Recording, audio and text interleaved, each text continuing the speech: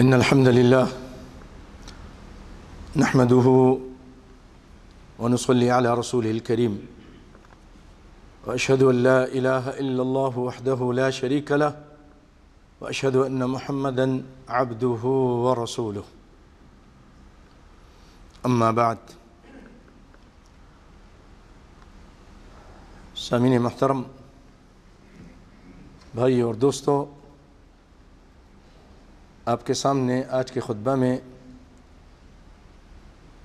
دو آیتیں دو جگہوں سے آیتیں تلاوت کی ہیں اور اس کے بعد کچھ حدیثیں پڑھی ہیں۔ پہلی آیت سورۃ الحشر کی ہے، جس میں رب العالمین فرماتے ہیں کہ وَمَا آتَاكُمُ الرَّسُولُ فَخُذُوهُ وَمَا نَهَاكُمْ عَنْهُ فَانْتَهُوا وَاتَّقُوا اللَّهَ إِنَّ اللَّهَ شَدِيدُ الْعِقَابِ،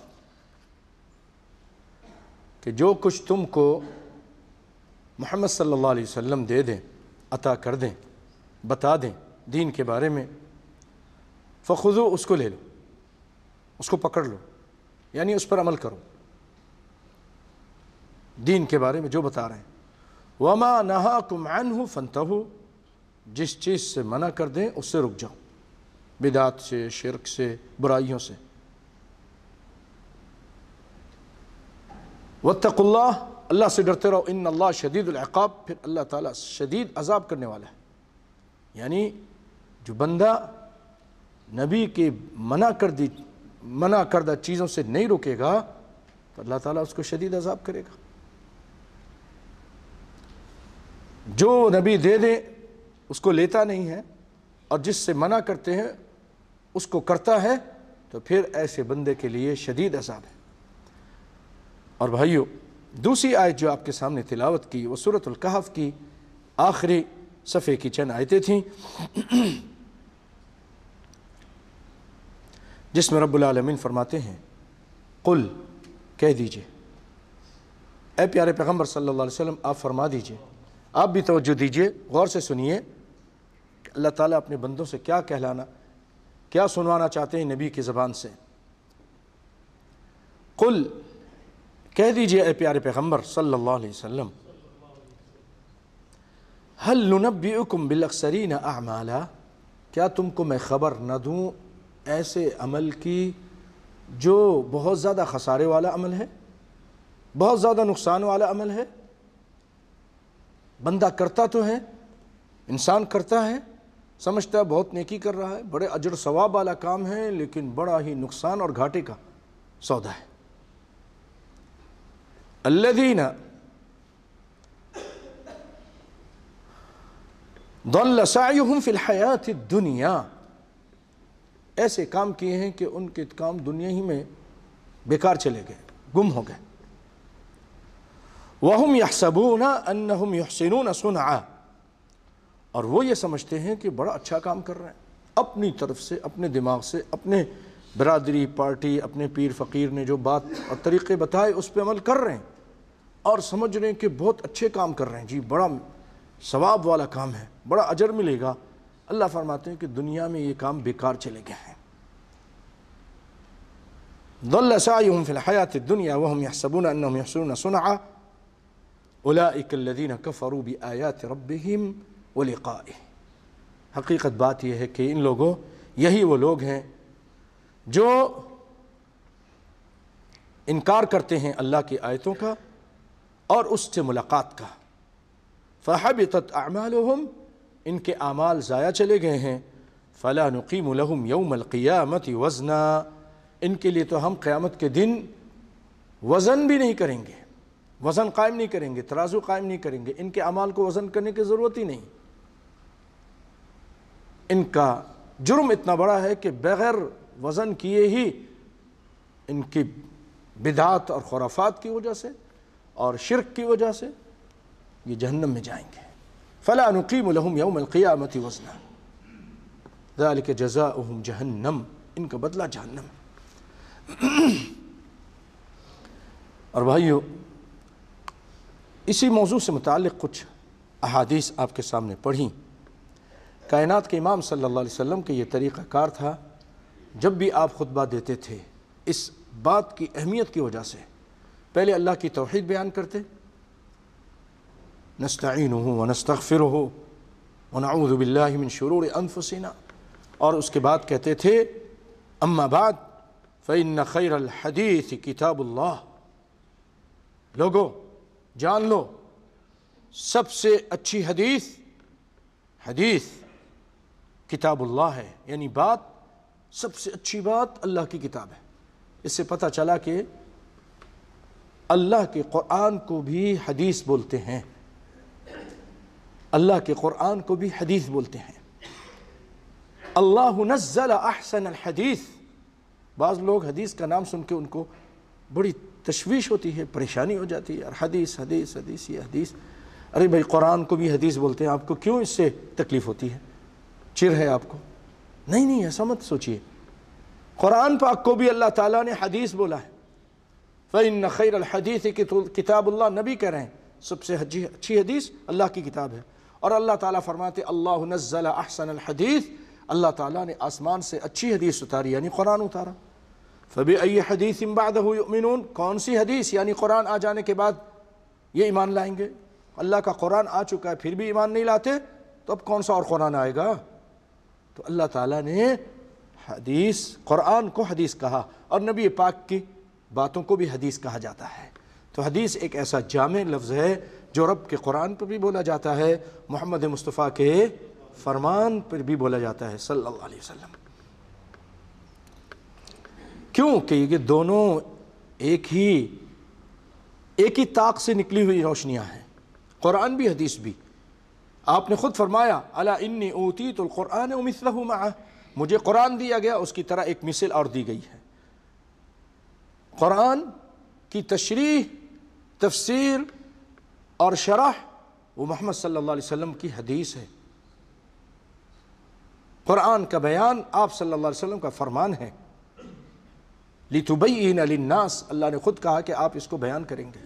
وَمَا يَنطِقُ عَنِ الْهَوَىٰ إِنْ هُوَ إِلَّا وَحْيٌ يُوحَىٰ، کائنات کے امام اپنی طرف سے نہیں بولتے جب تک اللہ کی طرف سے وحی نہیں آ جائے۔ تو پتہ چلا کہ بھائیوں قرآن پاک اور حدیث دونوں اللہ کی طرف سے ہیں، اور دونوں کا نام اللہ تعالیٰ نے حدیث رکھا ہے، اس کو قرآن بھی بولتے ہیں۔ تو آپ نے فرمایا کہ سب سے اچھی حدیث اللہ کی کتاب ہے، وخیر الہدی ہدی محمد صلی اللہ علیہ وسلم، اور بہترین ہدایت، بہترین طریقہ محمد صلی اللہ علیہ وسلم کا طریقہ ہے۔ آپ کی بتائی ہوئی ہدایت، آپ کے بتائے ہوئے کام دین میں، یہ سب سے بہترین طریقہ ہے۔ وَشَرَّ الْأُمُورِ مُحْدَثَاتُهَا، توجہ دیجئے، سب سے بہترین کتاب اللہ کی کتاب ہے، بہترین حدیث بات اللہ کی بات ہے، اللہ کی کتاب ہے، بہترین ہدایت یعنی طریقہ محمد مصطفیٰ صلی اللہ علیہ وسلم کا بتایا ہوا طریقہ ہے۔ دو باتیں ہو گئیں، اور فرمایا شر الامور محدثاتها، بہترین باتوں کے بعد، بہترین کتاب کے بعد، بہترین طریقے کے بعد آپ صلی اللہ علیہ وسلم فرما رہے ہیں وشر الامور محدثاتها، سب سے برا کام، سب بدترین کام وہ بدعت ہے، نئے کام ہے دین میں، دین سمجھ کے اپنی طرف سے کرنا، جس پر نہ قرآن کی کوئی دلیل ہے نہ نبی مصطفیٰ کی کوئی دلیل ہے، اپنی طرف سے کیے جا رہا ہے۔ یہ آدمی اپنے ملا مولویوں کے طریقے کی وجہ سے، پیر فقیر کے بتائے ہوئے طریقے کی وجہ سے یہ کام کر رہا ہے، یہ بہترین بدترین کام ہے۔ اور پھر اس کا انجام کیا ہے؟ وَكُلَّ بِدْعَةٍ ضَلَالَةٍ، کیونکہ یہ بدعت ہے، نیا کام بدعت ہے، اور ہر بدعت گمراہی ہے، ہر بدعت گمراہی ہے۔ اور ایک روایت میں ہے وَكُلَّ ضَلَالَةٍ فِي النَّارِ، اور ہر گمراہی جہنم میں ہے، یعنی جہنم میں لے جانے والی ہے۔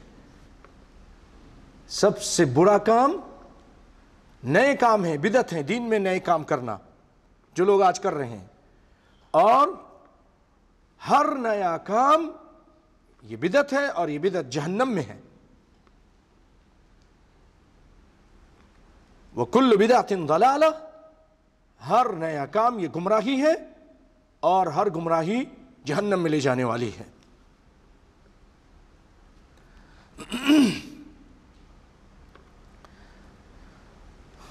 اس طرح کی اور بھی بہت ساری احادیث ہیں. میں ٹائم کی قلت کے پیش نظر،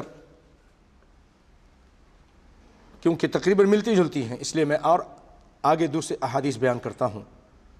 ایک موقع پہ آپ صلی اللہ علیہ وسلم نے فرمایا، یہ بھی مسلم کی روایت ہے، مسلم شریف کی روایت ہے، ٹھوس روایت ہے، کوئی کلام نہیں ہے، کہ آپ صلی اللہ علیہ وسلم نے لعنت کی.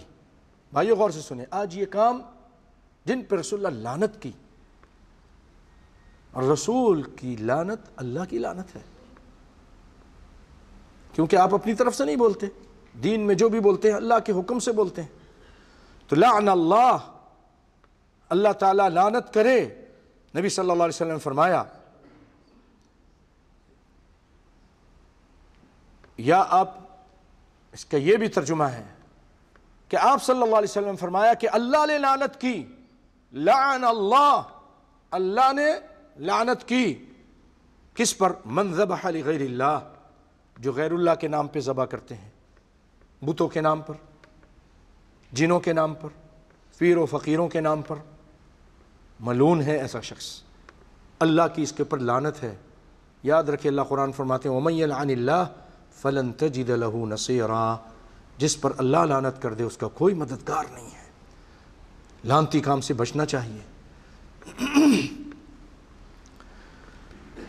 من ذبح لغیر اللہ، جو غیر اللہ کے نام پر، بہت سارے لوگ آج پیروں فقیروں کے نام پہ ذبح کرتے ہیں، آستانوں قبروں پہ جا کے ذبح کرتے ہیں، مسلمان ہیں، کلمہ پڑھتے ہیں، غیر اللہ کے نام پہ وہاں جا کر نذریں چڑھاتے ہیں، نیازیں چڑھاتے ہیں، دیگیں چڑھاتے ہیں، بکرے ذبح کرتے ہیں. نسأل اللہ العافیہ، لعنتی کام ہے. وَلَعْنَ اللَّهُ مَنْ سَرَقَ مَنَارَ الْأَرْضِ، اور اللہ کی لعنت یا اللہ نے لعنت کی اس شخص پر بھی جو زمین کی نشانی کو بدلتا ہے. زمین کی نشانی، زمین کی، اس کی زمین یہاں تک ہے، مثلا وہ آگے جا کر اور زمین کا حصہ لے لیتا ہے اپنے ساتھی کا، اپنے بھائی کا، اپنے پڑوسی کا. حق نہیں ہے اس کا، اس پر بھی لعنت ہے.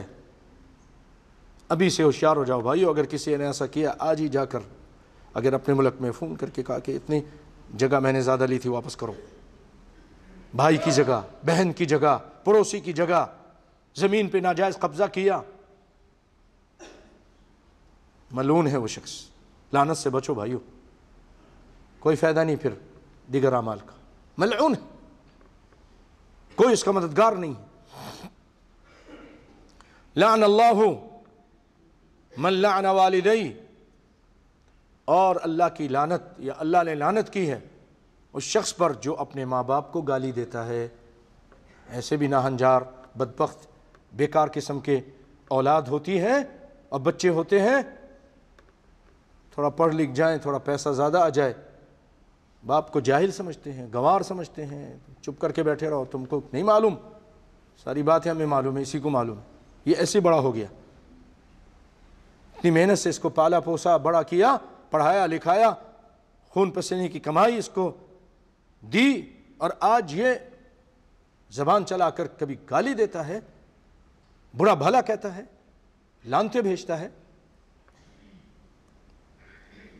اس پر بھی اللہ کی لعنت، اس پہ اللہ کی لعنت. ایسے اولاد پر ماں باپ کا بہت اونچا مقام ہے میرے پیارے بھائیوں، نوجوانوں. انشکر لی ولی والدیک، اللہ تعالیٰ نے کہا میرا شکریہ ادا کرو اور اپنے ماں باپ کا شکریہ ادا کرو. ایک شکریہ کے لفظ میں عظمت دیکھے ماں باپ کی کہ اس میں بھی شامل کر دیا. انشکر لی، یہ نہیں کہا انشکر لی وشکر لی والدیک، نہیں، شکریہ کا ایک ہی لفظ ہے، اس میں میرا بھی اور اپنے ماں باپ کا بھی شکریہ ادا کرو. ایک لفظ کے اندر دونوں کو ذکر کر دیا. یہ عظمت ہے، اتنا اونچا مقام ہے. ماں باپ کی، یعنی حدیث میں یہ ہے رضا الرب فی رضا الوالدین، اللہ کی رضا، اس کی خوشنودی ماں باپ کی خوشنودی اور رضا میں ہے، ان کو راضی کرو۔ لیکن کن چیزوں میں؟ جائز چیزوں میں۔ اگر وہ شرک کا وَإِن جَاهَدَاكَ عَلَىٰ أَن تُشْرِكَ بِي مَا لَيْسَ لَكَ بِهِ عِلْمٌ فَلَا تُطِعْهُمَا، اگر شرک بدعت کا حکم دیتے ہیں، اللہ کی نافرمانی کا، رسول کی نافرمانی کا حکم دیتے ہیں، پھر آپ ان کی اطاعت مت کیجیے، لیکن ادب کے ساتھ، پیار کے ساتھ، محبت کے ساتھ، بڑے ادب کے ساتھ کہیں کہ نہیں ابو یہ نہیں، یہ صحیح نہیں ہے، یہ جائز نہیں ہے، یہ تو بہت غلط کام ہے۔ ان کے سامنے چیخیں چلائیں نہیں، آواز کو بلند مت کریں۔ وَاخْفِضْ لَهُمَا جَنَاحَ الذُّلِّ مِنَ الرَّحْمَةِ وَلَا تَقُلْ لَهُمَا اُفْ، چھوٹا کلمہ اف، یہ کچھ بھی نہیں ہے، اف بھی مت کہو اپنے ماں باپ کے سامنے۔ بھائیو اس کا انجام دنیا میں ہی انسان کا آخرت سے پہلے دیکھ لیتا ہے، برائی کا انجام، تباہی و بربادی، ہر کام بیکار، جس کام میں ہاتھ ڈالتا ہے وہ نقصان، ماں باپ کو نقصان، دل کو تکلیف پہنچائی ہے۔ کرتے رہو بھائیو، اللہ تعالیٰ ان لوگوں کو بڑی برکت دیتے ہیں، بڑی خوشحالی دیتے ہیں، بڑی آسودگی دیتے ہیں، اطمینان، جو اپنے ماں باپ کو خوش رکھتے ہیں۔ اللہ اکبر، ان کی رضا میں اللہ کی رضا ہے، اور کیا چاہیے؟ یہ تمہارے جنت کے دروازے ہیں، درمیانی دروازے ہیں، باپ جو ہے اس کو کہا۔ اللہ اکبر، اللہ اکبر، جائے کہ آدمی ان کو گالی دے، ان کو برا بھلا کہے، یہ کتنا بڑا ناشکرہ ہے، کتنا بڑا احسان فراموش ہے۔ وَأَحْسِن كَمَا أَحْسَنَ اللَّهُ إِلَيْكَ، هل جزاء الإحسان إلا الإحسان، احسان کا بدلہ احسان ہے۔ بچپن سے تجھے اٹھا کے کیا کچھ نہیں کیا، دودھ بھی پلایا، تیری گندگی بھی صاف کی، آج اس کا بدلہ یہ دے رہا ہے، گالی دے رہا ہے۔ یاد رکھو کما تدین تدانو، او نوجوانوں، جیسے آج جذبات میں آ کے تم ایسا کرتے ہو، کل تمہارے بچے بھی پھر اسی طرح کریں گے، پھر تم سر پکڑ کے بیٹھو گے، رو گے، اس ٹائم معافی مانگو گے، میں نے بہت بڑی غلطی کی، اپنے ماں باپ کی بات نہیں مانی۔ اس وقت سے پہلے اب ٹھیک ہو جاؤ، اللہ سے معافی مانگو، ماں باپ کو راضی کرو، ابھی ہیں، ٹائم ہے، وقت ہے۔ تو میں یہ کہہ رہا تھا کہ اگر ماں باپ ظلم کا حکم دیں تو نہیں مانی ہے، لیکن ادب کے ساتھ، احترام کے ساتھ۔ ابراہیم علیہ السلام دیکھیے نا، ان کا باپ ان کو کہتا تھا شرک کیجئے، یہ کیجئے، وہ کیا کہتے تھے؟ یا ابتی، اے میرے ابو جان، پیار سے، لا تعبد الشیطان، دیکھیے شیطان کی پوجا مت کیجئے، لما تعبد ما لا يسمع ولا يبصر، اے میرے ابو، باپ غصے میں کہہ رہا ہے، وَاہْجُرْنِی مَلِیًّا، دفع ہو جا، لَأَرْجُمَنَّکَ، تجھے ماروں گا، پتھر سے رجم کر دوں گا، قتل کر دوں گا۔ اور وہ کہہ رہے ہیں یا ابتی سأستغفر لک ربی، میں آپ کے لیے اپنے رب سے آپ کے لیے بخشش کی دعا مانگتا رہوں گا۔ مانگتے رہے، یہاں تک کہ اللہ نے منع کر دیا تو کفر پہ مرا، شرک پہ مرا، اب اس کے لیے بخشش کی دعا مت مانگو۔ دعا مانگتے تھے، ادب و احترام۔ ہاں بھائیو، بعض لوگ یہاں یہ بھی کہتا چلوں کہ ماں باپ کے احترام میں اتنا آگے بڑھ جاتے ہیں کہ وہ اگر کہیں کہ فلاں کو قتل کر دو، قتل بھی کر دیں گے۔ میں باپ نے، میری ماں نے آرڈر دیا ہے، نہیں، غلط ہے، شرک کرو، شرک کرتے ہیں۔ اور بیوی کو مارو، ناجائز مارنا شروع کر دیتے ہیں، اس کو جلا دو، جلا دیتے ہیں، یہ میری ماں کا آرڈر ہے، اور ماں کے قدموں کے نیچے جنت ہے، یہ ضعیف روایت ہے۔ جنت ہو یا کچھ بھی ہو، لا طاعت لمخلوق فی معصیت الخالق، جب رب العالمین کی نافرمانی ہو رہی ہو تو کسی مخلوق کی اطاعت جائز نہیں، کسی مخلوق کی اطاعت جائز نہیں، خالق کے نافرمانی میں کسی مخلوق کی اطاعت جائز نہیں۔ ایک مرتبہ نبی کائنات صلی اللہ علیہ وسلم نے ایک امیر بنایا، امیر، نبی کا امیر بنایا ہوا، ان کو بھیجا صحابہ کرام کے ساتھ، جاؤ، کسی مہم پہ بھیجا، کسی جنگ پہ بھیجا۔ وہ امیر صاحب کو راستے میں کہیں غصہ آ گیا ساتھیوں پر، تو انہوں نے کہا آگ جلاؤ، لوگوں نے آگ جلائی۔ نبی کا امیر ہے، آپ دیکھیے تو صحیح، نبی صلی اللہ علیہ وسلم نے کہا اس کی اطاعت کرو، اب انہوں نے کہا آگ جلاؤ، آگ جلائی.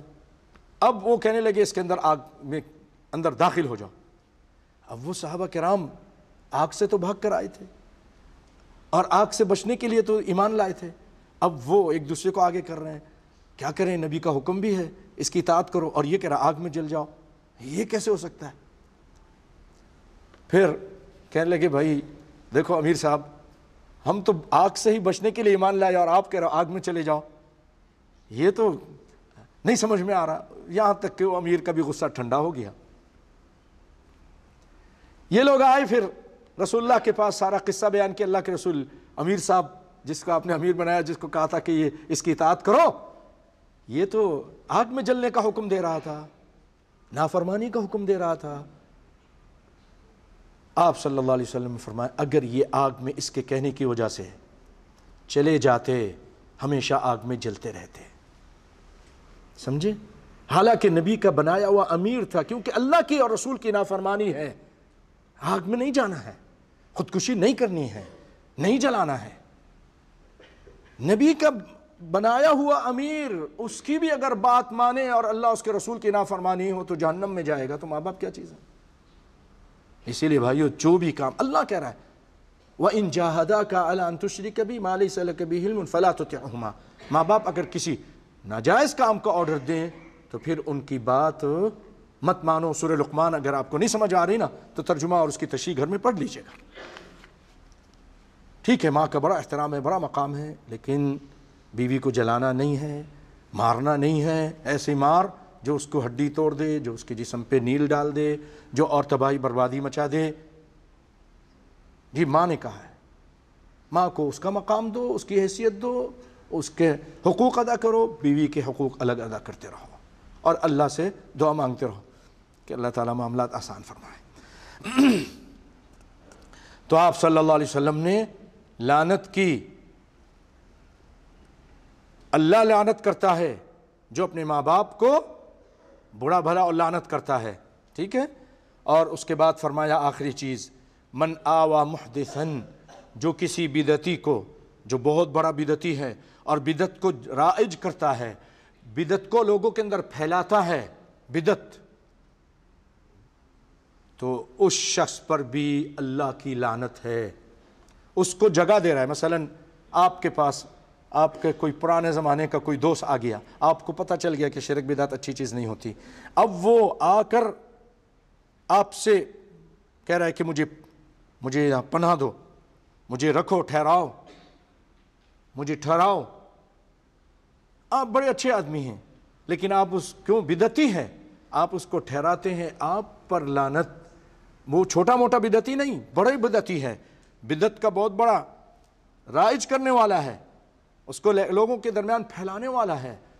تو اس کے صرف اپنے یہاں اس کو جگہ دینے سے آپ جو ایک بالکل بے گناہ آدمی اس معاملے میں، آپ پر بھی لعنت. تو آپ خود سوچئے جو بدعت کرنے والا ہے، اس کا پھیلانے والا ہے، اس پر کتنی بڑی لعنت ہوگی. آپ خود سوچئے. اللہ نے آپ کو عقل دی ہے، توجہ دیجئے. یہ حدیث شریف ہے مسلم شریف کی، آپ نیٹ میں دیکھ سکتے ہیں. صرف اتنا لکھیں، لعن اللہ من آوى محدثا، اتنا لکھیں، لعن اللہ من آوى محدثا. حدیث آ جائے گی انشاءاللہ کہ جو بدعتی کو جگہ دے اس پہ لعنت، تو خود بدعتی پر کتنی بڑی لعنت ہوگی. اللہ اکبر. بھائیو، بدعت بہت بڑا گناہ ہے، دین میں دین سمجھ کے. آپ صلی اللہ علیہ وسلم فرماتے ہیں، بخاری اور مسلم کی روایت ہے، من احدث فی امرنا ھذا ما لیس منہ فہو رد. جس کسی نے کوئی ایسا کام کیا جو دین میں نہیں، میں نے نہیں بتایا، اللہ نے نہیں بتایا، میں نے نہیں بتایا، میں نے نہیں کیا، وہ دین سمجھ کے وہ کام کر رہا ہے، تو وہ کام مردود ہے، مردود ہے. اللہ کے یہاں اس کی کوئی حیثیت نہیں ہے، رد کر دیا جائے گا. بخاری مسلم کی روایت ہے. اور طبرانی کی روایت ہے، آپ صلی اللہ علیہ وسلم فرمایا، ان اللہ حجب التوبۃ عن کل صاحب بدعۃ حتی یدع بدعتہ. سیدنا انس بن مالک فرماتے ہیں کہ کائنات کے امام صلی اللہ علیہ وسلم نے فرمایا اللہ تعالیٰ بدعتی کی توبہ قبول نہیں کرتا، بدعتی کی توبہ قبول نہیں کرتا یہاں تک کہ وہ بدعت چھوڑ نہ دے۔ ہاں بدعت چھوڑ دے گا تو اللہ تعالیٰ اس کی توبہ قبول فرمائیں گے۔ اس لیے آپ صلی اللہ علیہ وسلم فرماتے ایاکم والبدع، اے لوگوں بدعت سے بچو۔ اس کو ابن ابی عاصم نے فی کتاب السنہ میں بیان کیا ہے۔ اور بھائیوں اگر آپ، اور کون ہے اس کی نہ چاہتا ہو کہ قیامت کے دن جب شدت کی پیاس ہوگی، نفسا نفسی ہوگی، نبی بھی پریشان ہوں گے، زمین بدلی ہوگی، آسمان بدلا ہوگا، یوم تبدل الارض غیر الارض والسماوات، اور سورج بہت قریب ہوگا، لوگ ننگے ہوں گے، ننگے پاؤں ہوں گے، ننگے جسم ہوں گے، شدید گرمی ہوگی، اس موقع پر پیاس لگی ہوگی۔ کچھ لوگ خوش نصیب ایسے ہوں گے کہ کائنات کے امام ان کو اپنے ہاتھ سے میٹھا ٹھنڈا، دودھ سے زیادہ سفید، شہد سے زیادہ میٹھا، برف سے زیادہ ٹھنڈا، اس گرمی میں ان کو اپنے ہاتھ مبارک سے شربت پلا رہے ہوں گے۔ اے اللہ وہ ہمیں نصیب فرما۔ کون نہیں چاہتا؟ کون نہیں چاہتا؟ ہم سب چاہتے ہیں۔ بھائیو ادھر مرے، قیامت شروع ہو گئی، آخرت شروع ہو جاتی ہے، حساب کتاب شروع ہو جاتا ہے، عذاب شروع ہو جاتا ہے جو اللہ کے نافرمان ہے۔ نیک لوگوں کے لیے جنت کی کھڑکیاں کھول دی جاتی ہیں قبر میں، اور وہاں سے ٹھنڈی ٹھنڈی ہوائیں آنا شروع ہو جاتی ہیں قبر میں، سب کچھ اس کے لیے قبر کو جنت کا باغیچہ بنا دیا جاتا ہے۔ کون نہیں چاہتا؟ تو سنیے قیامت کا دن ہوگا، آپ صلی اللہ علیہ وسلم فرماتے ہیں کہ میں حوض کوثر پر تمہارا پیش رو ہوں، وہاں انتظار کروں گا، جو وہاں آئے گا اس کو پانی پلاؤں گا، اور جو ایک مرتبہ انا فرطکم علی الحوض من مر علی شربہ ومن شرب لم یظمأ ابدا، جو ایک مرتبہ وہاں سے میرے ہاتھوں سے پانی پی لے گا یا اس کا پانی پی لے گا، پھر کبھی جنت میں داخل ہونے تک پیاسا نہیں ہوگا۔ کیا پانی ہوگا بھائیو؟ اللہ اکبر۔ اللہ تو ہم سب کو نصیب فرما، ہماری اولاد کو نصیب فرما، ہمارے ماں باپ کو نصیب فرما، ہمارے عزیز اقارب بھائی بہنوں مسلمانوں کو سب کو نصیب فرما، آمین یا رب العالمین۔ پھر آپ نے فرمایا لَيَرِدَنَّ عَلَيَّ أَقْوَامٌ أَعْرِفُهُمْ وَيَعْرِفُونَنِي، کچھ ایسے لوگ آئیں گے جن کو میں جانتا ہوں وضو کی وجہ سے۔ آپ دوسری حدیث میں کہ میں ان کو چہرہ وضو کرتے تھے، ہاتھ پاؤں میں پانی پہنچاتے تھے، اس کی وجہ سے چہرہ چمک رہا ہوگا، ہاتھ اور پاؤں چمک رہے ہوں گے وضو کی وجہ سے، ان کو پہچانوں گا۔ ثم يحال بینی وبینہم، پھر میرے اور ان کے درمیان کچھ چیزیں حائل ہو جائیں گی، فرشتے آ جائیں گے، یا جو چیز اللہ چاہے گا حائل ہو جائے گی ایک چیز۔ فاقول انہم منی، آپ فرمائیں گے یہ تو مجھ میں سے ہیں، یہ تو مسلمان ہیں، امت محمد ہیں صلی اللہ علیہ وسلم، یہ وضو کرتے تھے، ان کے چہرے چمک رہے ہیں، غرم محجلین حدیث میں آیا۔ تو مجھے کہا جائے گا انک لا تدری، فاقول انہم منی فیقال انک لا تدری ما احدث بعدک، اے پیارے آپ کو نہیں معلوم کہ آپ کے بعد انہوں نے بدعتیں جاری کر دی تھیں۔ کیا جاری کر دے دیا بھائیوں؟ کیا کیا تھا؟ کیا ان کا جرم ہے؟ بولیے نا۔ بدعت، دین میں نئے کام جو رسول اللہ نے نہیں بتائے، بات نہیں کیجیے، بالکل منع ہے بھائیو، گناہ ملتا ہے۔ بدعت شروع کر دی، اس کی وجہ سے اس دن حوض کوثر سے دھتکار دیے جائیں گے۔ پھر کائنات کا امام جو رحمت عالم ہے، رحمت للعالمین ہے، بڑا نرم ہے، وہ فرمائے گا ان بدعتیوں کے بارے میں سحقا سحقا لمن غیر بعدی، دور کر دو، دور کر دو، ہٹا دو ان کو، میری نظروں سے دور کر دو جنہوں نے میرے بعد میرے دین کو بدل دیا۔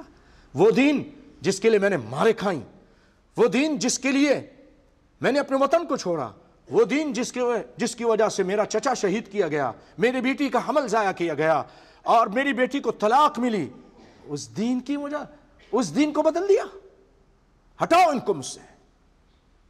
حالانکہ کلمہ پڑھتے ہوں گے، وہ نمازیں پڑھتے ہوں گے، وضو کرتے ہوں گے، بدعت کرتے تھے. بھائیو بدعت اتنی بڑی، اتنا بڑا یہ گناہ ہے، اتنا بڑا پاپ ہے. یہ بخاری اور مسلم کی روایت ہے. اور بھائیو جو بدعت کرتے ہیں نا، ان کے اوپر اللہ کی لعنت ہے، فرشتوں کی لعنت ہے، سارے انسان کی لعنت ہے. سنی حدیث بخاری اور مسلم کی روایت ہے، من احدث فیہا حدثا فعلیہ لعنت اللہ والملائکۃ والناس اجمعین. آپ صلی اللہ علیہ وسلم نے ایک موقع پہ فرمایا کہ آپ صلی اللہ علیہ وسلم نے فرمایا، پوری حدیث اس طرح. سیدنا انس پوچھتے ہیں کیا رسول اللہ نے مدینہ کو حرام قرار دیا، حرمت والا، یعنی جیسے مکہ حرمت والا ہے؟ انہوں نے کہا مدینہ کی بھی حرمت ہے، کافر داخل نہیں ہو سکتا، مشرک داخل نہیں ہو سکتا. فلاں جگہ سے لے کر فلاں جگہ تک کوئی درخت نہ کاٹا جائے. آپ نے فرمایا، نیز نبی صلی اللہ علیہ وسلم فرمایا، جو شخص یہاں کوئی بدعت رائج کرے اس پر اللہ کی لعنت، یعنی بدعتی پر فرشتوں کی لعنت، سارے لوگوں کی لعنت. اس کو بخاری اور مسلم نے روایت کیا. بدعت کو معمولی مت سمجھیے بھائیو، یہ دین کے اندر رکھنا اندازی ہے. یہ بدعتی جو بدعت کرتے ہیں یہ کہنا چاہتا ہے او لوگو کرو یہ کام کرو، رسول اللہ صلی اللہ علیہ وسلم نے تو نہیں بتایا، میں بتاتا ہوں، میں ان سے زیادہ ہوں علم میں. نعوذ باللہ. بدعتی دو حالتیں سے خالی نہیں. علماء کہتے ہیں یا تو یہ کہتا ہے کہ لوگوں یہ دین کا کام ہے، یہ ثواب کا کام ہے، اس کو کرو، اللہ اس کے رسول نے تو نہیں بتایا. نعوذ باللہ، رسول اللہ خائن تھے، دین میں خیانت کی، انہوں نے نہیں بتایا، وہ خیانت کر کے گئے، میں بتاتا ہوں. یہ بدعتی اس وجہ سے اتنا بڑا کام ہے جو بدعت کے رائج کرنے والے ہیں. یا تو وہ کہتا ہے کہ اللہ کے رسول خائن تھے، نعوذ باللہ، حالانکہ ایسا نہیں ہے، آپ نے دین کی ایک ایک بات پہنچا دی. یا پھر یہ کہتا ہے کہ میرا علم ان سے بڑھ گیا ہے، انہوں نے تو نہیں بتایا، قرآن میں نہیں ہے، حدیث میں نہیں ہے، تم بتا رہے ہو تو تمہارا علم زیادہ ہے. دو حال سے یہ بدعتی خالی نہیں ہے، اسی لیے اتنا برا انجام آپ سن رہے ہیں صحیح احادیث میں. اور بھائیوں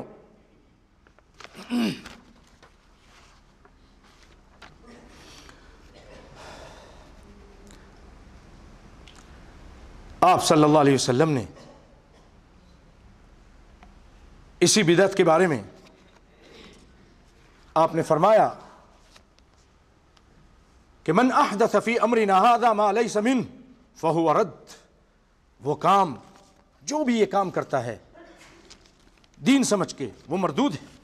آئیے بھائیو، اب اس کے مقابلے میں نبی صلی اللہ علیہ وسلم کی سنت کو سنیے. آپ صلی اللہ علیہ وسلم فرماتے ہیں من اطاعنی دخل الجنہ ومن عصانی فقد ابا. آپ فرماتے ہیں میری ہر امت جنت میں جائے گی. لوگوں نے کہا اللہ کے رسول، آپ نے فرمایا میری امت سب کے سب جنت میں جائے گی الا من ابا، جو جنت میں جانے سے انکار کر دے. لوگوں نے کہا اللہ کے رسول، قیل ومن یابا یا رسول اللہ، کون جنت میں جانے سے انکار کرے گا؟ آپ نے فرمایا من اطاعنی دخل الجنہ ومن عصانی فقد ابا، جو میری اطاعت کرے گا وہ تو جنت میں جائے گا، اور جو میری نافرمانی کرے گا وہ جنت میں جانے سے انکار کرتا ہے. اس کو بخاری مسلم نے روایت کیا ہے. اور بھائیوں، اسی سے متعلق آپ کو ایک حدیث سناتا ہوں. اللہ اکبر، کہ آپ صلی اللہ علیہ وسلم نے ایک موقع پر خطبہ دیا. ارباز بن ساریہ کہتے ہیں خطبنا رسول اللہ صلی اللہ علیہ وسلم موعظة بلیغة فوعظنا موعظة بلیغة. بڑا زبردست خطبہ دیا. ذرفت منها العیون ووجلت منها القلوب، دل ہل گئے، آنکھوں سے آنسو بہہ پڑے. تو کسی کہنے والے نے کہا کأنها موعظة مودع، اے کائنات کے امام ایسا لگتا ہے آپ ہم سے جدا ہونے والے ہیں. یہ تو ایسے جو جدا ہونے والے لوگ ہوتے ہیں، جدائی کے ٹائم اس طرح کی باتیں کرتے ہیں، تو آپ ہم کو کیا نصیحت فرماتے ہیں؟ آپ نے فرمایا اوصیکم بتقوی اللہ، اے لوگوں میں تم کو اللہ کے ڈرنے کی، اللہ کا تقوی، اللہ کا ڈر، اس کی نصیحت کرتا ہوں. اور والسمع والطاعہ، اطاعت کرنے کی میرے بعد جو تمہارے پاس حاکم آئیں گے، امیر ہوں گے. آج تک مسلمانوں کے جو حکیم ہیں، جو بھی حاکم ہیں، جب تک وہ کھلا کھلا کفر نہیں کرتے ہیں، آپ نے فرمایا ان کی اطاعت کرتے رہو، نافرمانی مت کرو. وَإِن تَأَمَّرَ عَلَيْكُمْ عَبْدٌ حبشی، اگر حبشی کالا غلام وہ تمہارا حاکم بن جائے، اس کی بھی اطاعت کرتے رہو. پھر آپ نے فرمایا جو تم میں زندہ رہے گا، مَن يَعِشَ مِنكُمْ مِن بَعْدِ فَسَيَرَىٰ اخْتِلَافًا كَثِيرًا، جو زندہ رہے گا بڑے اختلاف دیکھے گا دین میں، معاملات میں. فَعَلَيْكُمْ بِسُنَّتِي، میری سنت کو مضبوط تھام لو. وَسُنَّتِ الْخُلَفَاءِ الرَّاشِدِينَ الْمَهْدِيِّينَ مِن بَعْدِي، میرے بعد جو میرے خلفاء ہیں ابو بکر، عمر، عثمان، علی رضی اللہ عنہم، ان کی سنتوں کو مضبوطی سے تھام لو. وَعَضُّوا عَلَيْهَا بِالنَّوَاجِذ، دانتوں سے پکڑ لو. وَإِيَّاكُمْ وَمُحْدَثَاتِ الْأُمُورِ، اور دین میں نئے کام سے بچتے رہو. فَإِنَّ كُلَّ مُحْدَثَةٍ بِدْعَةٍ وَكُلَّ بِدْعَةٍ ضَلَالَةٍ، رواہ ابو داؤد کی روایت ہے، صحیح سند کے ساتھ ہے. آپ نے فرمایا ہر بدعت گمراہی ہے. کل محدثۃ بدعہ، ہر دین میں نیا کام بدعت ہے. وکل بدعۃ ضلالہ، اور ہر بدعت گمراہی ہے. اور ایک روایت میں کہ ہر گمراہی جہنم کی طرف لے جاتی ہے. بھائیو اسی لیے آپ صلی اللہ علیہ وسلم نے ہمیں فرمایا، اس دنیا سے جاتے ہوئے، اس دنیا سے جانے سے پہلے آپ نے فرمایا انی ترکت فیکم شیئین، اے میرے جان ماننے والو، اے امت محمد صلی اللہ علیہ وسلم، اے کلمہ پڑھنے والو، سنو میں تمہارے درمیان دو چیزیں چھوڑ کے جا رہا ہوں. لن تضلوا بعدہما، تم کبھی بھی گمراہ نہیں ہوگے.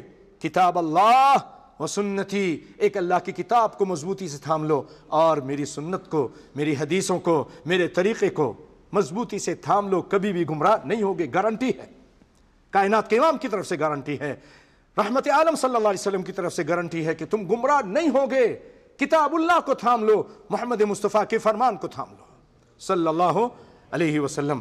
پیارے بھائیوں، کیونکہ آج کا موضوع بہت اہم تھا، شروع میں نے یہ تمہید باندھی، تھوڑا سا ٹائم لوں گا اور اپنی بات کو ختم کروں گا. میں جو کہنا چاہتا ہوں اس تمہید کے بعد وہ یہ ہے، بھائیوں آپ کو معلوم ہے کائنات کے امام ایک عظیم شخصیت تھے، اعلیٰ عرفہ شخصیت تھے. وہ شخصیت کہ اللہ تعالیٰ نے ان کی اطاعت کو اپنی اطاعت قرار دیا. من یطع الرسول فقد اطاع اللہ، جو رسول میرے اس رسول کی اطاعت کرتا ہے وہ اللہ کی اطاعت کرتا ہے. ورفعنا لک ذکرک، ان کا ذکر بھی بلند کیا ہے. وانک لعلی خلق عظیم، آپ اخلاق عظیمہ کے مالک ہیں، اور آپ کو خاتم النبیین بنایا، سارے نبیوں کا سردار اور نبیوں کو ختم کرنے والا. بہت اونچا عرفہ مقام ہے آپ کا.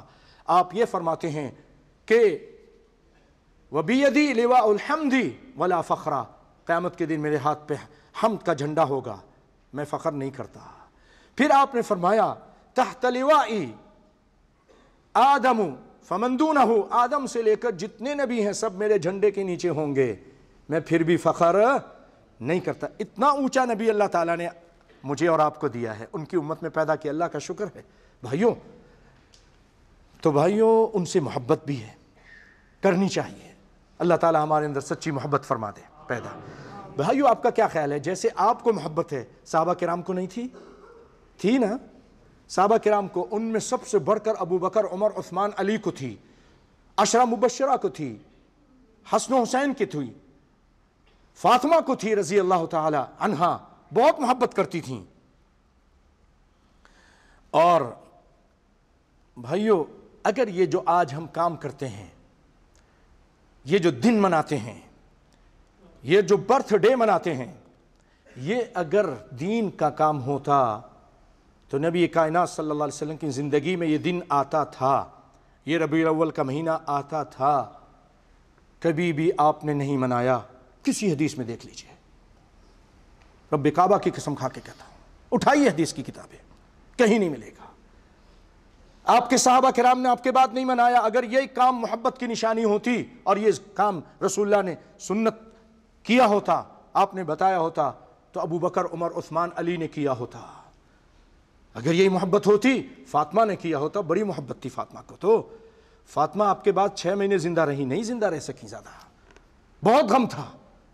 فرماتی تھیں صبت علی مصائب لو انہا صبت علی الایام صرنا لیالیا، اتنا غم ہے مجھے میرے بابا کی وفات کا، اگر یہ غم سفید دنوں پہ، روشن دنوں پہ جو روشنی نظر آتی ہے، اس پر بھی گر جائیں تو یہ کالے ہو جائیں. اتنا غم تھا میرے اوپر، اتنی پیار اور محبت، لیکن کبھی بھی یہ دن نہیں منایا فاطمہ رضی اللہ تعالی عنہا نے. بھائیوں، یہ سب سے پہلے یہ کام، اور بھائیوں چاروں اماموں نے، امام ابو حنیفہ رحمۃ اللہ علیہ، دکھا دیجئے ان کی فقہ سے، امام شافعی، امام مالک، امام احمد بن حنبل، ان چاروں میں سے کسی نے بھی یہ دن نہیں منایا. یہ سب سے پہلے جانتے کس نے یہ کام کیا؟ فاطمیوں نے. اور فاطمی معلوم ہے کون تھے؟ شیعہ تھے، مصر کے اندر جو حکمران تھے. 4 صدی ہجری کو وہاں کا خلیفہ نے قاہرہ میں یہ دن منایا، اور 7ویں صدی ہجری میں ملک مظفر نے جس کا نام تھا ابو سعید، اس نے یہ دن منایا. ابن کثیر نے کہا کہ یہ سارے فاسق اور فاجر لوگ تھے. آپ کو تو معلوم ہے کہ یہ لوگ کیا کرتے ہیں. یہ قوم ہے، پیٹا پٹائی، صحابہ کو گالی دینا اور بدعت رائج کرنا، مسلمانوں کو بھی اس میں شامل کرنا.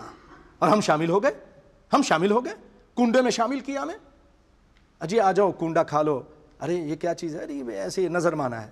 اور اصل میں سیدنا معاویہ کے وفات کے دن رضی اللہ تعالی عنہ، وہ اس دن خوشی مناتے ہیں اور کنڈا پکاتے ہیں، شامل کرتے ہیں ہمیں بدعات میں اور شرک میں. یہ جو بات میں نے کہی ہے، الحادی للسیوطی جلد 1 صفحہ نمبر 189 کے اندر ان کی یہ بات موجود ہے. امام ابن کثیر کہتے ہیں کہ یہ سارے فاسق اور فاجر لوگ تھے، ملک مظفر اور فاطمی. اور بھائیوں، حقیقت میں یہ جو بدعت کی جاتی ہے، یہ دن جو منایا جاتا ہے، یہ عیسائیوں کی تقلید ہے. کیونکہ وہ اپنے نبی کا دن مناتے ہیں، پیدائش کا دن، کرسمس مناتے ہیں. 25 دسمبر کو وہ ان کا دن مناتے ہیں. ہم نے کہا ہمارے نبی تو بہت ان سے اعلیٰ عرفہ ہے. جب وہ مناتے ہیں اپنے چھوٹے نبی کا، ہمارے سے نبی سے چھوٹے درجے کے تھے، تو ہمارے نبی تو بہت اعلیٰ ہیں، ہم بھی منائیں گے. یہ دلیل ہے. یہ تو آپ صلی اللہ علیہ وسلم فرمایا من تشبہ بقوم فہو منہم، جو کسی قوم کی مشابہت کرے. ہم نے وہ کام نہیں کیا، وہ کرتا ہے اس قوم کو دیکھ کر، کافر قوم کو دیکھ کے، عیسائی قوم کو، یہودی قوم کو دیکھ کر. اگر وہ کام کرتا ہے وہ انہی میں سے ہے. برتھ ڈے آپ لوگ مناتے ہیں، غلط کرتے ہیں. یہ جو اپنے بچوں کا منایا، happy birthday to you, کیا چیز ہے یہ عیسائیوں کا طریقہ ہے. نہیں منایا کریے اپنے بچوں کا، نہ اپنا منائیں. اپنا بھی مناتے ہیں، بیوی کا مناتے ہیں، لوگوں کو دعوت کرتے ہیں، اور لوگ فقر و فاقہ سے مر رہے ہیں. ان کی بیٹیوں کی شادی کر دیجیے اس پیسے سے.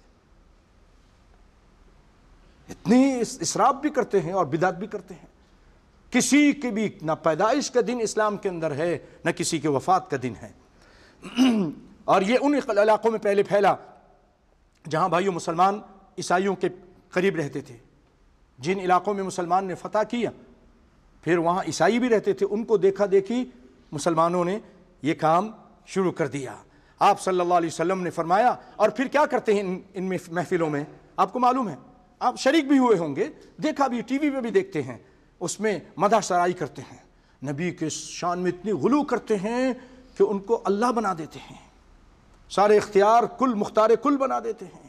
بہت زیادہ آگے کرتے کرتے نور بنا دیتے ہیں، نور من نور اللہ کہتے ہیں. یہ سب ہوتا ہے ان محفلوں میں. اور آپ صلی اللہ علیہ وسلم فرمایا لا تطرونی کما اطرت النصارى عیسی ابن مریم فانا عبد اللہ فانما انا عبد اللہ ورسولہ فقولوا عبد اللہ ورسولہ. لوگوں مجھے میرے مقام سے نہ بڑھانا جیسے عیسائیوں نے بڑھایا اپنے نبی کو. کس کو؟ عیسیٰ علیہ السلام کو. اور ان کو کہا کہ ابن اللہ ہیں، اللہ کے بیٹے. ایسا مجھے نہیں کرنا. لیکن ہم نے کام کیوں پیچھے رہے؟ ہم نے کہا نور من نور اللہ. آپ دیکھیں اذان میں پاکستان کے اندر ایک بدعت ہوتی ہے، انڈیا کے اندر بھی ہوتی ہے. پہلے اذان سے پہلے بلال کو اذان سکھائی، کدھر سے؟ اللہ اکبر سے لا الہ الا اللہ پہ ختم کی. لیکن ہمارے ملکوں میں کہاں شروع ہوتا ہے؟ الصلاۃ والسلام علیک یا رسول اللہ، الصلاۃ والسلام علیک یا حبیب اللہ، الصلاۃ والسلام علیک یا نورا من نور اللہ. اس کے بعد تھوڑا رک جاتا ہے، پھر کہتے ہیں اللہ اکبر. یہ کون سا اذان ہے؟ یہ کون سے نبی نے بتایا؟ کون سے قرآن میں ہے؟ کون سے حدیث میں ہے؟ اپنی طرف سے دین کے اندر بدعت. تیجا 40واں ہے، یہ ساری چیزیں بدعت. اسی طرح یہ ان ہر بدعت سے بچیے بھائیو، ہر قسم کی بدعت سے اپنے آپ کو بچانے کی کوشش کیجیے. تو آپ صلی اللہ علیہ وسلم فرمایا کہ مجھے ان کی طرح مت بلند کرو، میرا متبع جو اللہ نے رکھا ہے وہ رہنے دو. فَإِنَّمَا أَنَا عَبْدُ اللَّهِ فَإِنَّمَا أَنَا عَبْدٌ فَقُولُوا عَبْدُ اللَّهِ وَرَسُولُهُ، میں اللہ کا بندہ ہوں.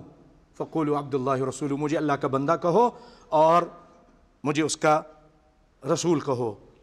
جیسے کہ مولانا حالی رحمۃ اللہ علیہ نے ایک موقع میں فرمایا تھا کہ نہیں بندہ ہونے سے، اسی حدیث کی ترجمہ کرتے ہوئے، نہیں بندہ ہونے سے کچھ مجھ سے کم تم. اے لوگو، میں اور تم بندہ ہونے میں برابر ہیں، نہیں بندہ ہونے میں کچھ مجھ سے کم تم، کہ بیچارگی میں برابر ہیں ہم اور تم. مجھے حق نے دی ہے بس اتنی بزرگی کہ بندہ بھی ہوں اس کا اور ایلچی بھی. یعنی ایلچی کہتے ہیں پیغمبر کو، رسول کو، اس کا بندہ بھی ہوں. عبدہ ورسولہ، اشہد ان لا الہ الا اللہ وحدہ لا شریک لہ اشہد ان محمدن عبدہ ورسولہ، اس کا بندہ ہوں، انسان ہوں، بشر ہوں. لیکن ان محفلوں میں کیا کہا جاتا ہے نور من نور اللہ. ارے نور تھے. اچھا قرآن کیا کہہ رہا ہے؟ قل انما انا بشر مثلکم، میں تو تمہاری طرح کا بشر ہوں. ہم کہتے ہیں نہیں، اور قرآن تو بھی خاموش رہے. ہمارا ملا مولوی جو کہہ رہا ہے، ہم جو کہہ رہے ہیں وہ ٹھیک ہے. نہیں، تم غلط ہو، بشر نہیں تھے، وہ تو نور تھے. ارے بھائی، نبی کہہ رہے ہیں میں بشر ہوں، انما انا بشر مثلکم انسا کما تنسون، میں تمہاری طرح کا بشر ہوں، میں تو بھولتا ہوں جیسے تم بھولتے ہو. بھول گئے تھے نماز میں. تو ہم کہتے ہیں نہیں نہ، اللہ کے رسول آپ چھپا رہے ہیں، آپ اندر سے کچھ ہیں اوپر سے کچھ ہیں. نعوذ باللہ. یہ کیا ہے؟ اب کیا کہنا چاہتے ہیں؟ یہ نبی کو جھٹلانا چاہتے ہیں؟ نبی تو کہہ رہے میں بشر ہوں، ہم کہتے ہیں نہ، آپ بشر نہیں، آپ اندر سے کچھ ہیں اوپر سے کچھ ہیں. بھائیو یہ کیا ہو گیا ہے؟ لو کان فی الارض ملائکۃ، اللہ کہتے ہیں کہ اگر زمین پر فرشتے ہوتے نا تو اللہ نوری کو رسول بنا کے بھیجتا. لیکن زمین پہ کیونکہ انسان بشر رہتا ہے، اسی لیے اللہ تعالیٰ نے بشر کو بھیجا ہے. پیارے بھائیوں، میں اسی پہ اپنی بات کو ختم کرتا ہوں اور اللہ سے دعا کرتا ہوں اللہ تعالیٰ ہم سب کو قرآن و سنت پر عمل کرنے کی توفیق عطا فرمائے، ہر قسم کی بدعات سے بچنے کی توفیق عطا فرمائے. اے اللہ بھائیوں، ساتھ ہی ساتھ آپ تہجد میں، اپنی نمازوں میں برما کے مسلمانوں کے لیے بہت ظلم ہو رہا ہے، بہت ظلم ہو رہا ہے. خاص دعا کیجئے کہ اللہ تعالیٰ وہاں عزتیں لوٹی جا رہی ہیں. روہنگا کے لوگ کسی زمانے میں بہت امیر کبیر، اور ابھی بھی ان کی تصویروں سے پتہ چلتا ہے صحت مند کھاتے پیتے لوگ تھے، اور کہتے ہیں کہ بادشاہوں کی اولاد ہیں.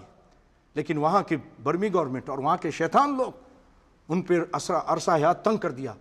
ان کی عورتوں کو پکڑ کے لے جاتے ہیں، ان سے بدکاری کرتے ہیں ہماری بہنوں سے. اور مردوں کو، کل کی بات ہے کہ پرسوں ہوا ہوگا شاید، کل اخبار میں نے پڑھا اردو نیوز میں، 41 آدمیوں کو پکڑ کے مسلمانوں کو ان کو ذبح کر کے ان کی جسموں کو آگ لگا دیا. نسأل اللہ العافیہ. بچوں کو بھی چھریوں سے مار کے مار دیا. اور یہ اکثر ہو رہا ہے. بیچارے بھاگ کے کچھ کہاں جا رہے ہیں، کوئی سمندر میں بوریوں میں بند کر کے ان کو سمندر میں پھینک دیتے ہیں، ریگستان میں کہیں صحرا میں چھوڑ دیتے ہیں، ایسے بھوکے پیاسے مر جاتے ہیں. کچھ بنگلہ دیش جا رہے ہیں، کچھ کہاں جا رہے ہیں. یہ برا حال ہے بھائیو. عراق میں برا حال ہے، بہت برا حال ہے. 2 سپر پاور کھیل رہی ہیں، کبھی وہ مارتا ہے کبھی وہ مارتا ہے. عراق میں، شام میں، دن رات اس طرح مسلمان مر رہے ہیں. کشمیر کے اندر اللہ تعالیٰ وہاں بھی ہمارے مسلمانوں کو حفاظت فرمائے اور ان کو آزاد مملکت نصیب فرمائے. اسی طرح پورے ہندوستان میں اور بھی جہاں جہاں مسلمان پریشان ہیں، اللہ مسلمانوں کی پریشانی کو دور فرما. اللہم اعز الاسلام والمسلمین واذل الشرک والمشرکین. اللہم دمر اعداء الدین واجعل هذا البلد آمنا مطمئنا سخاء رخاء وسائر بلاد المسلمين.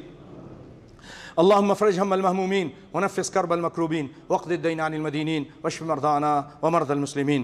اللهم فك أسر المسلمين، اللهم فك أسر المسلمين.